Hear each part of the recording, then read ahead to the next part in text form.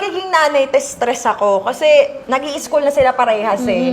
7 at saka 3. Ngayon, yung lalaki ko, mapang-asar. Yung babae ko naman, pikon. So silang dalawa talaga lagi. Alarm clock ko sa umaga, araw-araw, iiyak si Bia kasi pinapaiyak ng kuya. Or kaya naman, iiyak si Lucas kasi inaway nung... Matapang kasi si Bia, te.